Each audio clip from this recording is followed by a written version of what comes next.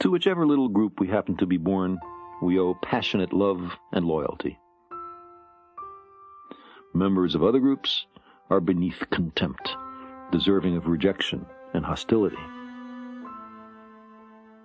That both groups are of the same species, that to an outside observer they are virtually indistinguishable, makes no difference. This is certainly the pattern among the chimpanzees, our closest relatives in the animal kingdom. This way of viewing the world may have made enormous evolutionary sense a few million years ago, however dangerous it has become today. We lack consensus about our place in the universe. There is no generally agreed upon long-term vision of the goal of our species, other than, perhaps, simple survival. Especially when times are hard, we become desperate for encouragement, unreceptive to the litany of great demotions and dashed hopes, and much more willing to hear that we're special, never mind if the evidence is paper-thin. A principle of mediocrity seems to apply to all our circumstances. We would not have known beforehand that the evidence would be so repeatedly and thoroughly incompatible with the proposition that human beings are at center stage in the universe. But what is the alternative? Obdurately to pretend to certainty in an uncertain world? To adopt a comforting belief system, no matter how out of kilter with the facts it is? If we don't know what's real, how can we deal with reality? For practical reasons, we can't live too much in fantasy land. Shall we censor one another's religions and burn down one another's places of worship?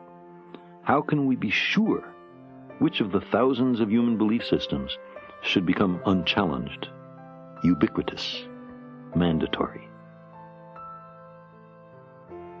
Religions contradict one another on small matters such as whether we should put on a hat or take one off on entering a house of worship, or whether we should eat beef and eschew pork or the other way around, all the way to the most central issues such as whether there are no gods, one God, or many gods. Science has taken away our religion, he laments. And what sort of religion is it that he longs for? One in which, quote, the human race was the point, the heart, the final cause of the whole system. It placed ourselves definitely upon the universal map. We were the end, the purpose, the rational axle around which the great Etherian shells rotated. Voltaire asked, why is there anything? Einstein's formulation was to ask whether God had any choice in creating the universe.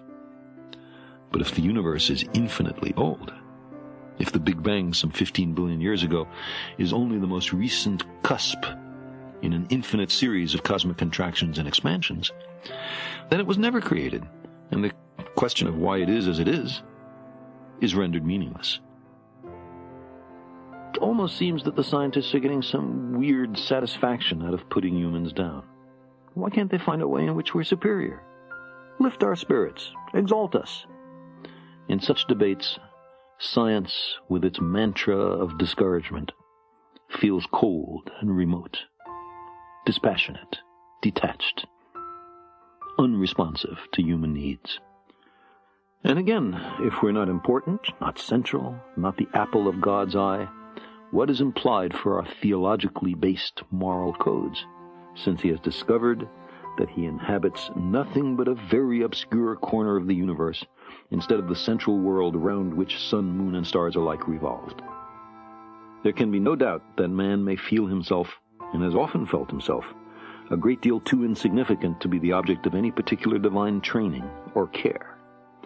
If the earth be regarded as a sort of anthill, and the life and death of human beings as the life and death of so many ants, which run into and out of so many holes in search of food and sunlight, it is quite certain that no adequate importance will be attached to the duties of human life, and that a profound fatalism and hopelessness instead of new hopefulness will attach to human effort.